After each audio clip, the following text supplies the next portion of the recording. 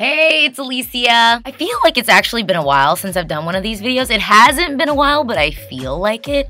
So I just wanted to say that I miss you guys a little bit. I hope you guys miss me. Maybe not. All right, we already have 11 songs that are gonna be in Eurovision 2016.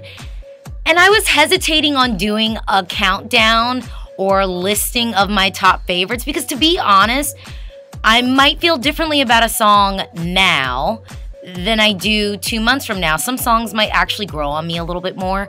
And so I didn't want to necessarily write off a song too prematurely, but I definitely think there's something to be said for going with your first instinct when you hear a song and kind of sticking with that. I think there's something to be said for that. I don't want to bore you because honestly, some of these songs on the list are boring me, to be completely honest. But let's talk about it. So Italy recently released the song. I actually was able to see a clip of it, and I'm not gonna spend a lot of time talking about it because I'm sorry, Francesca, but this song is super boring. I feel like Italy had the ability to really win this year, and I definitely don't think they're gonna be winning with this song. I'm actually really disappointed in Italy.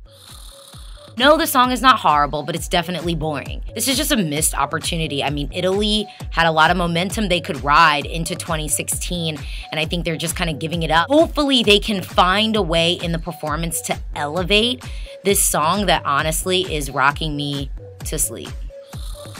Number 10 is gonna be Ivan from Belarus with Help You Fly. Okay, I have to start off by saying I don't hate this song. I know a lot of people really hate this song.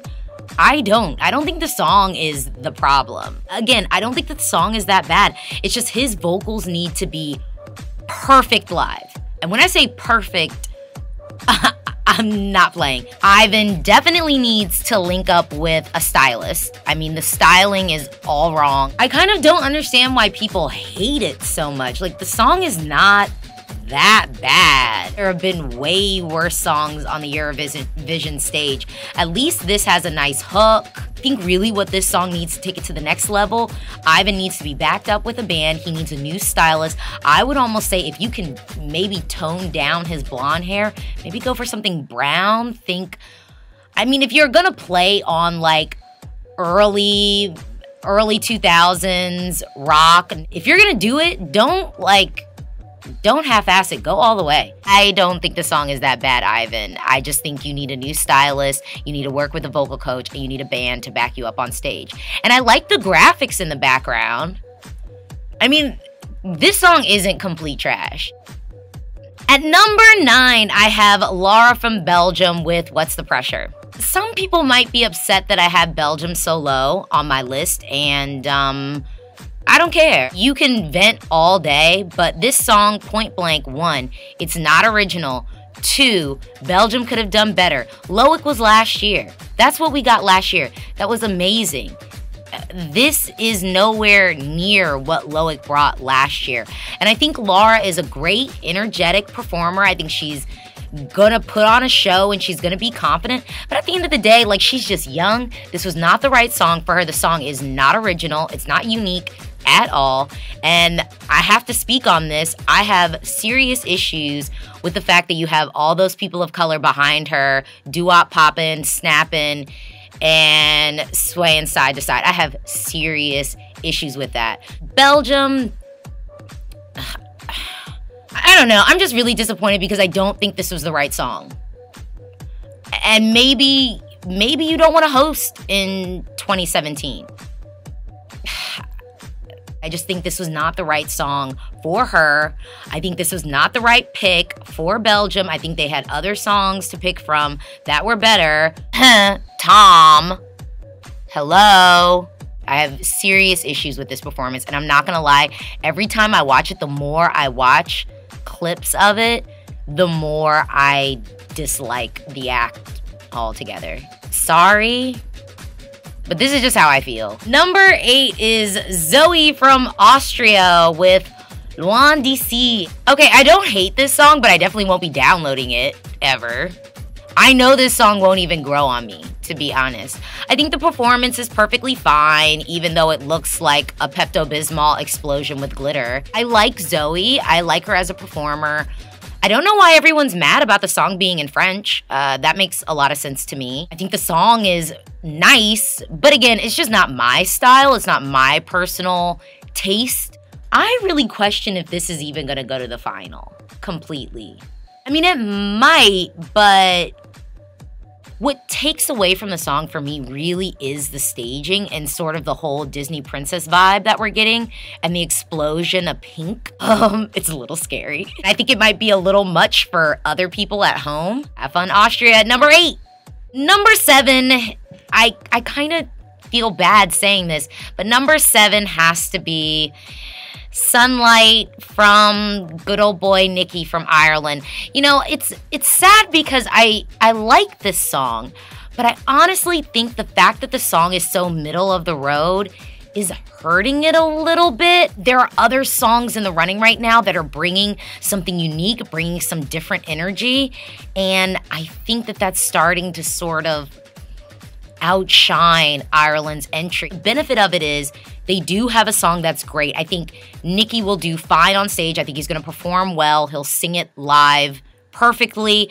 I just think there's something that maybe we can do in the arrangement to make it a little bit unique.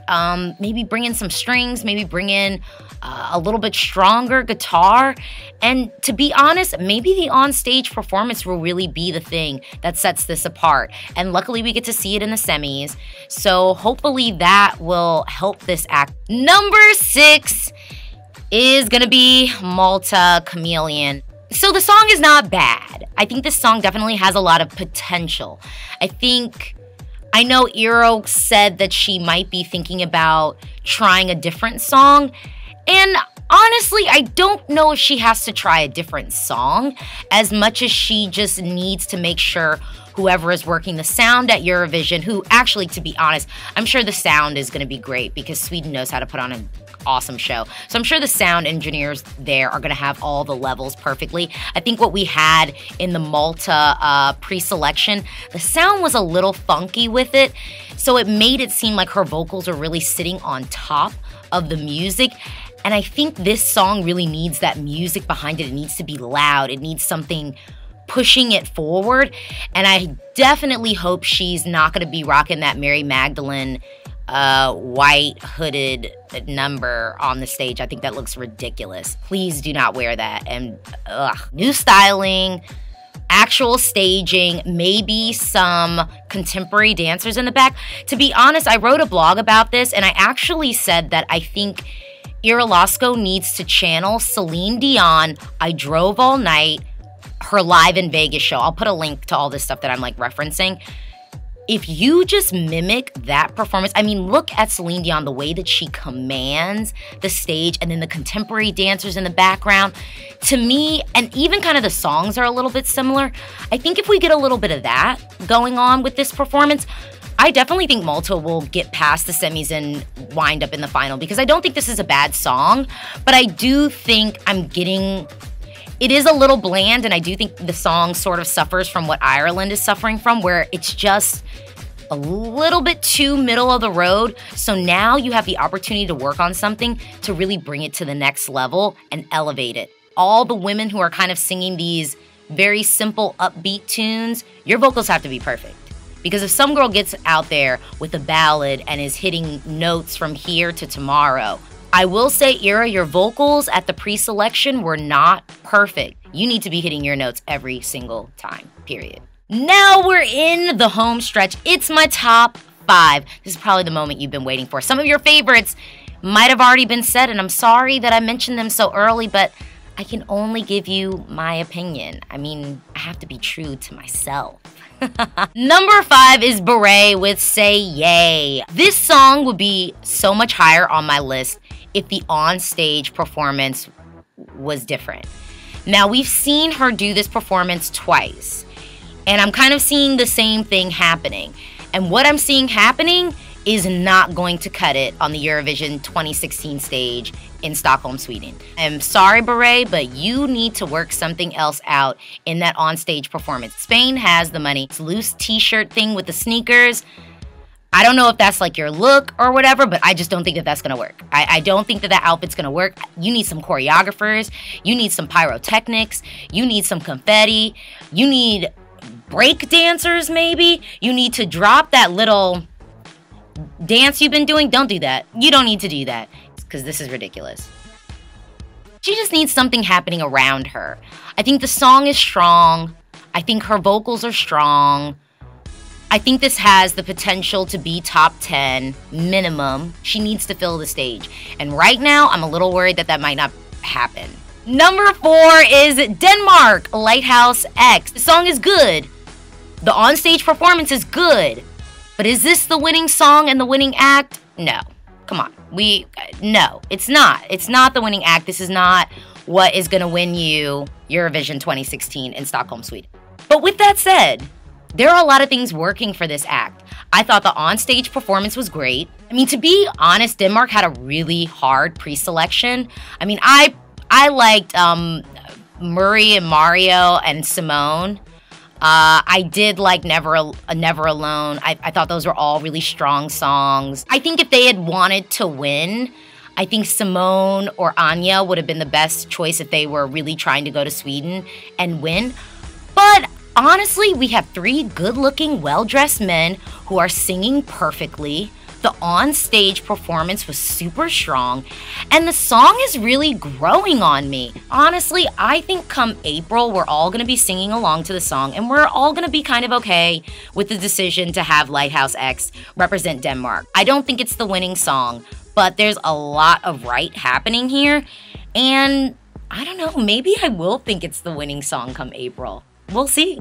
Number 3 might be controversial to some people, but I own it and I don't feel bad about this entry at all. Number 3 is Albania. First off, the reason why I picked Anita is she is hands down the best vocalist we have so far in Eurovision 2016. As of now, she is the strongest vocalist without a doubt, no question, no doubt in my mind. Period. End of story. If anyone wants to debate that with me, feel free, but nobody on this list that I've mentioned so far sings better than Anita. Or, and I could even say this, or is showcasing their voice in a way that Anita is showcasing her voice. I am unapologetically liking this song. I feel the intensity. I feel the passion. Now, I will say, in order for this song to win, which I don't know if it'll win, these are just my favorites, my top picks. But I think in order for this song to win, Anita definitely is going to need a new dress. She cannot just be sat there up on stage singing. Something needs to happen around her. She either needs to get some dancers, some visuals happening in the background. This is an epic song, and I love it.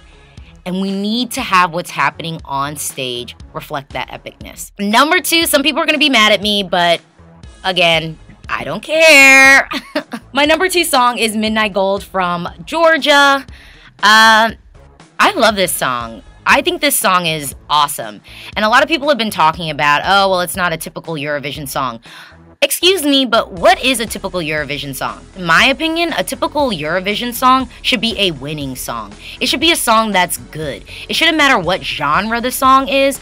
All that should matter is that the song is well written, catchy, and has a nice on-stage performance to back it up. I'm getting serious early 90s Britpop magic. Blur, Oasis, Suede. If you don't know who those bands are, then no wonder you don't like the song. And you should also question whether you know anything about good music. Because if you don't know Blur, you don't know Suede, you don't know Oasis, you know nothing about 90s Britpop, then I'm not talking music with you, because that was an era of music that was awesome. If they add some 1960 go-go dancers, give it kind of like that rock and roll grindhouse feel, and then you know what they need to look at? Britpop Awards 2010 Kasabian's Performance of Fire. If Midnight Gold can give us that on the Eurovision 2016 stage, you'll win. And I say that confidently. I get why some people might not like it, and the reason why you probably don't like it is because you aren't really into rock music. You want to listen to a pop ballad or some dance song. which is great. I like pop music, I like dance music, but I can also appreciate a good song when I hear one, and it's a good song. All they need to do is give us the onstage performance to match it. So my number one is, I think her name is Rika. I might be saying this wrong. Switzerland, The Last of Our Kind. I love this song. Now the song is giving me some Grimes flashbacks, but I'm not kind of mad at that because I really like Grimes. I just really like this song. She actually looks a little bit like Grimes, so maybe that's why the comparison is so close in my mind. But I don't think it sounds like Grimes in a way that it's completely biting off of her. This song could really perform well on stage. I need Rika. I don't want to mispronounce your name because I love you. I think you're awesome. Your vocals need to be perfect. You just need to make sure you're really confident. Rest your voice as much as possible. Honey tea, hot water like crazy, throat lozenges like crazy to make sure you can hit all of those notes perfectly. And I actually kind of feel like Switzerland could win. I do think this has the potential to be a winning song. All right, that's my top 11 so far. I didn't know if I wanted to rank things so soon, but you know what? I'm kind of happy that I did. Now, of course, this list is going to change because we still have some heavy hitters in the dark that I'm going to be looking for. And I'm talking to you, Sweden, and I'm talking to the Netherlands. Honestly, I'm really thinking the Netherlands are going to bring us something good. I don't know. I don't want to build it up too much, but I'm really hoping that the Netherlands bring us something good. So what do you think? What's your top 11 look like so far? Or maybe it's just easier for you to say your top 5. I know you guys are probably mad at me, but look, I can only choose the things that I really like. I have to stand by my list. I can't just choose what I think you like. I gotta stick with what I like. So this is my list. What's your list? Let's talk about it in the comments. See ya.